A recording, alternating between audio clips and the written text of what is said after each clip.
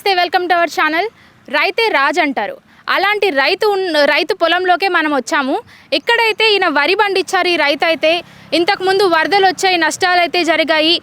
వాళ్ళకి ఎటువంటి సహాయం జరిగింది, అలాగే దీంట్లో ఎటువంటి లాభాలు ఉంటాయి, నష్టాలు ఉంటాయని, ఇప్పుడు వరిలో పురుగు పడితే ఎలాంటి మందులు వాడాలి, ఎలాంటి జాగ్రత్తలు తీసుకోవాలి, ఎలాంటి వరి మంచిగా పండుతుంది అని ఆ వరి రకాలు కూడా అడిగి తెలుసుకుందాం రండి. నమస్కారం సార్, మీ పేరు? అమ్మటి అంకన్న. సార్, ఎన్ని ఎకరాల పొలం ఉంది సార్ మీకు మొత్తం? మాకు 5 ఎకరాలు ఉంది సార్. ఈ 5 ఎకరాల్లో ఏం పండిస్తుంటారు మీరు? మేము ఇంతకుముందు సాంబ మసలు వేసేవాళ్ళం. తర్వాత ఏంటంటే గవర్నమెంట్ ఏం చేసేది, సన్న వడ్లు ఏమన్నారు. సన్న వడ్లు అంటే ఇప్పుడు ఏ 10 ఏ 1 వేస్తే కంట్రోల్ బియ్యం వేయలేకపోతున్నారు. ఎవరు తినట్లేదు చేయబట్టి జనాలకి సన్న వడ్లు పెడితే ఆ సన్న వడ్ల వల్ల జనాలు తింటారు, సన్న వడ్లు పెట్టమని చెప్పారు. చెబితే మేము ఏం చేసామంటే గవర్నమెంట్ జీవో ప్రకారం ఆ ముద్దొడ్లు బంద్ చేసి అన్ని సన్న వడ్లు పెట్టాం. ఎందుకంటే కంట్రోల్ బియ్యం మనం రైతు పండిస్తేనే వాళ్ళు తినేది.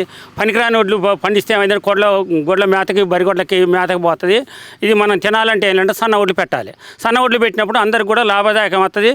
సరే, మన నష్టం కొంత పోయినా గవర్నమెంట్ ఏమైనా మాకు సహాయం చేసినా దాన్ని కొంత మనం ఆ లాస్ని అలా బూడుకొని కూడా సన్న వడ్లు పెట్టి అందరూ తింటారనే ఉద్దేశంతో మేము అన్ని సన్న వడ్లు పెట్టాం కానీ కొంచెం ఏంటంటే ఈ మందుల వల్ల కొంచెం ఈ దిగుబడి తగ్గిపోయింది. ఈ మొద్దు వడ్ల వల్ల ఏమైందంటే కొంచెం మందులు తక్కువ అవుతుంది, లాభం ఎక్కువ వస్తుంది. ఈ గవర్నమెంట్ జీవో ఇచ్చింది ఏమైందంటే గవర్నమెంట్ సన్న వడ్లు ఇస్తారు అనే చెప్పటిగా మేము కూడా సన్న వడ్లు పెడితే అందరూ లాభదాయకంగా తింటారు, మంచిగా పుష్టిగా ఉంటారని మేము 10 పనిచేసి ఈ సన్న వడ్లు పెట్టడం జరిగింది. కానీ మాకు దిగుబడి తగ్గిపోయింది. మొత్తం ఎన్ని రకాల వడ్లు ఉంటాయి సార్? బియ్యాల్లో ఎన్ని రకాలు ఉంటాయి? బియ్యం మన హెచ్ఎంటి, మన సామసర, సింట్లు, ఇంకా అన్నీ ఒక 10-20 రకాలు ఉంటాయి. మనం తినే వడ్లు మామూలు 10 1 అంటే ఇక మామూలు కోళ్ళకి మామూలు అవి బరిగొడ్లు పెట్టాయి. కానీ అవి మనకి లాభం ఎక్కువ వస్తుంది, కానీ జనాలకి మంచిగా ఉండదు. మొత్తం అంటే ఎన్ని రకాలు మంచిగా ఎక్కువ ఏ రకం బియ్యాలు పండిస్తారు సార్? ఇప్పుడు హెచ్ఎంటి, సాంబ మసూర, సింట్లు ఇవి మాత్రం మనం ఇప్పుడు ప్రస్తుతానికి తినేది అయ్యే. అందుకోసం ఏంటంటే గవర్నమెంట్ లెక్క మేము కూడా అయ్యే మాకు ఎంత నష్టమైనా ఇప్పుడు రైతు బంధు ఇస్తాను, రైతు బంధు ఇచ్చారు. కానీ రైతు భరోసా ఇవ్వలే. రైతు భరోసా అసలు ఒక్క రూపాయి కూడా పడలే మాకు. సంవత్సరానికి ఎన్ని పంటలు వస్తాయి సార్? 2 పంటలు వస్తాయి. ఏ సీజన్స్లో మొదలు పెడతారు? మేము ఇక ఇప్పుడు జూన్ జూలై అప్పుడే మొదలు పెడతాం మొదటి పంట. ఇప్పుడు ఇవి నాటినప్పుడు ఇవి పెరగడానికి ఎంత సమయం పడుతుంది? 4 నెలలు పడుతుంది. ఇది యాసంగి అయితే, వానకాలం అయితే 5 నెలలు పడుతుంది, 150 రోజులు పడుతుంది. ఇదో 135 140 రోజులు పడుతుంది. అంటే ఒక 10-15 రోజులు తేడాతోడు పడుతుంది. ఇప్పుడు ఇంత భూమి ఉంది కదా, ఎంత బియ్యం రావచ్చు? ఎకరానికి 30 బస్తాలు వస్తుంది అంతే. ఇప్పుడు ఎందుకంటే సన్న వడ్లు, అదే దొడ్డు వడ్లు అనుకో 40 నుంచి 45 బస్తాలు వస్తుంది. కానీ ఎవడు తినలేని అది ఆ నష్టం అన్నది గవర్నమెంట్ కూడా భరించలేకపోతుంది. గవర్నమెంట్ కూడా సన్న వడ్లు బియ్యం ఇస్తారు అనేది చెప్పేటికి మేము కూడా సన్నయాటికే మొగ్గు చూపాం. ఇదమ్ము అంటే సార్, ఇప్పుడు ఇంత బియ్యం వస్తుంది కదా, రేట్లు బాగున్నాయా బియ్యానికి? రేట్లు అంటే వాడు బాగా మరిన్ని వస్తేనేమో తక్కువ రేట్ ఇస్తాడు, తక్కువ వస్తేనేమో ఎక్కువ రేట్ ఇస్తాడు. అది అప్పుడు ఆ మార్కెట్ ఏలాగా ఉండదో మాకేం తెలియదు. ఇప్పుడు ఏమైనా మేము పండించడం వరకే ముందు పండించినాక వాడు దళాలు ఏం చేస్తాడు అనేది మన ఆ గవర్నమెంట్ పలాని ఈ రేట్లో పెంచితే అది మాకు పోద్ది. వాళ్ళ గవర్నమెంట్ అప్పుడు ఏం చేస్తుందో తెలియదు, దళాలు ఏం చేస్తుందో తెలియదు. పండించడం వరకే మా బాధ్యత. కష్టం పొద్దున్న లేతే అదే పని. మాకు కూలికి ఎవడు భూమే మా కూలి. ఇప్పుడు కొత్త బియ్యం అంటారు, పాత బియ్యం అంటుంటారు కదా, కొత్త బియ్యంకి ఎక్కువ రేటు ఉంటుందా? పాత బియ్యానికి ఎందుకంటే అది మగ్గిపోద్ది, ఆ బియ్యం అన్నం మంచిగా ఉంటుందని ఆ పాత బియ్యం ఎక్కువ వాడతారు. కొత్త బియ్యం మళ్ళీ నెక్స్ట్ దాన్ని స్టాక్ చేసి నెక్స్ట్ అవి వాడతారు. ఇప్పుడు అయితే పంట వ్యవసాయం అంటే ఖచ్చితంగా ఏవో ఒక ప్రాబ్లమ్స్ అయితే ఉండనే ఉంటాయి. ఇప్పుడు ఈ వరి పంట పెట్టినప్పుడు ఏమేమి సమస్యలు వస్తుంటాయి? ఈ పురుగు సమస్య, అన్ని మందులు కొట్టుకోవడం ఏంటంటే ఇక అన్ని రకాల సమస్యలు వస్తుంటాయి. మేడెరుపు, పురుగు, ఇంకా బూజు తెగులు ఇవన్నీ ఉంటాయి. ఆ రైతు కాడికి పోతే, వాళ్ళ కొట్ల కాడికి పోతే ఏమవుతుందంటే మేము కింట వడ్లు అమ్మితే ఒక బుడ్డి మందు రాదు. ఒక కింట వడ్లు అమ్మితే బుడ్డి మందు రాదు. ఆ మందు రాకున్నా కూడా మనం కష్టపడడం తప్పదు. ఇప్పుడు రైతు అన్నప్పుడు ఏం చేస్తాడు, కష్టం నిష్ఠలు అన్నీ ఉంటాయి చేయబట్టికే వాళ్ళు దళాలీలు ఎక్కువ కొట్లు మందుల కాడ తక్కువ వేసి మమ్మల్ని దోసుకోవడం జరుగుతుంది. అది దాన్ని. ఓకే, అంటే ఇప్పుడు మందులు ఏ విధంగా చల్లాలి? ఎరువులు కానీ మందులు కానీ ఏ విధంగా చల్లాలి పంట పొలాలకంటే ఎకరానికి ఉదయం ఫస్ట్ కట్టేస్తాం, అడుగు మందు పిండి కట్టేస్తాం, మళ్ళీ తర్వాత కట్టేస్తాం, ఇక మళ్ళీ పురుగు మందు కొట్టుకుంటూ వస్తాం. మొత్తం ఇప్పుడు వరి పంట ఇంత 5 ఎకరాలకి పెట్టాలంటే ఎంత పెట్టుబడి పెట్టాలి? ఓ ఎకరానికి ఓ 25,000 నుంచి 30,000 వస్తుంది. మంచి పండితే మొత్తం 30-35,000 దిగుబడి వస్తుంది. ఇక మాకు వచ్చేది అంతే. అది మొత్తం ఏ నొప్పి రోగం లేకపోతే ఆ దళాలి కూడా మమ్మల్ని కొంచెం కరుణించితే అది కూడా ఆ దళాలి కూడా మమ్మల్ని మోసం చేసిరనుకో వెనక్కి పోవాల్సి వస్తుంది. అది ఇప్పుడు ఇది పంటకు అంటే టైం అయింది, దీన్ని తీసి నాటే సమయం వచ్చిందని ఎలా తెలుస్తుంది?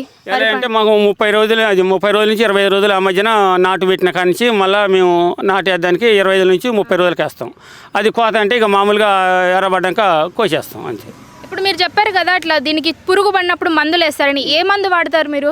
మేము ఇక మొత్తం పురుగు మంది అంటే మామూలుగా ఈ మెడిరుకోండి పిజోను, ఈ మామూలుగా అగ్గితీలికి అది ఇక మామూలుగా వేరే పురుగు మందులన్నీ వాడుతుంటాం. ఎక్కువగా దిగుమతి చేసే బియ్యం ఏది ఎక్కువ దిగుమతి అవుతుంది? ఇప్పుడు సాంబ మసూరా, మామూలుగా ఈ హెచ్ఎంటి ప్రస్తుతానికి నడిచేది అయ్యి. ఏ బియ్యం రేట్ ఎక్కువ ఉంటుంది? సాంబ మసూర ఎక్కువ ఉంటుంది. ఎక్కువ ఎక్కువ ఉంటుంది కానీ కాకపోతే అది కొంచెం ఆయిల్ ఫుడ్ చేయబట్టికే ఎక్కువ హెచ్ఎంటికి మొగ్గు చూపుతారు. ఒక ఏంటంటే షుగర్ బీపీలు వస్తున్నాయి అనే ఆలోచనతో ఈ ఎత్తడానికి ఇది ఆయిల్ ఫుడ్ కాదు, అది ఆయిల్ ఫుడ్ సాంబ మసూర. అవి కొంచెం తక్కువ వాడతారు, ఎక్కువ వాడతారు. అది ఇప్పుడు ఇది పంట చేతికి వచ్చే టైం ఏ టైంకి చేతికి వస్తుంది పంట? ఇంకా నెల 45 రోజులు పడుతుంది. అంటే 140 రోజులు, 140-130. అప్పుడు ఏ విధంగా అయితే తీస్తారు ఈ పంటని? ఇక కొత్త మిషన్ వస్తుంది, కొత్త మిషన్ కోపించుకొని మంచిగా ఎండబెట్టుకొని గవర్నమెంట్ వస్తే గవర్నమెంట్కి వేస్తాం, మార్కెట్ చేస్తాం. కాదంటే మంచిగా వాళ్ళు రాకపోతే మిల్లర్లకు వేస్తాం. ఎన్ని రోజులు అయింది ఇది? 90 రోజులు అయింది. 90 రోజులు అంటే ఇంకా 30 రోజులు పడుతుంది. పెద్దగా వచ్చి మనం కటింగ్ చేసే వరకు 30 రోజులు పడుతుంది.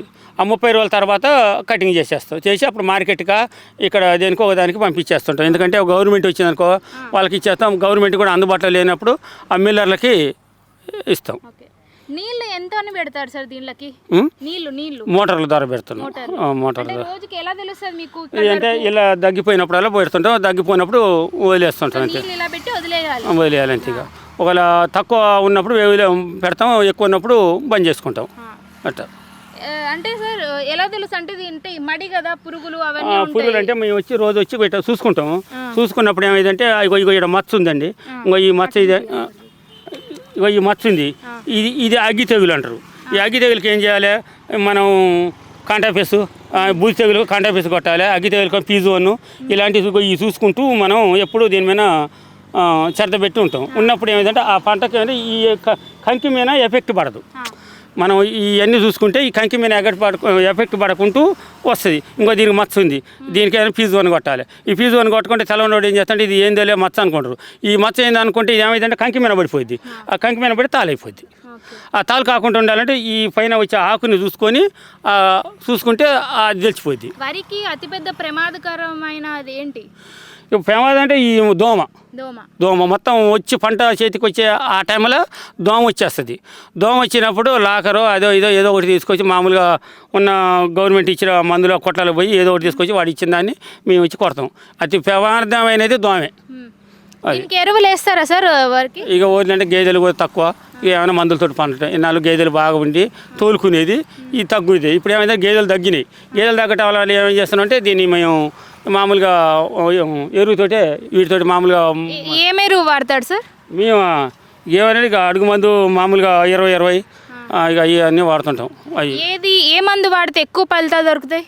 ఏ మందు ఏమంటే ఇక అడుగు మందు ఒక 3-4 రకాలు ఇస్తారు. ఆ 3-4 రకాల అడుగు మందులో ఏదో ఒకటి ఇదొకటి అదొకటి అన్నీ వేస్తాం. అన్నీ వేసినప్పుడు ఏది మంచిగా లాభదాయంగా ఉన్నప్పుడు దాన్ని మేము కంటిన్యూ చేస్తాం. వాళ్ళు 3-4 రకాల కంపెనీ వాళ్ళు ఇస్తారు.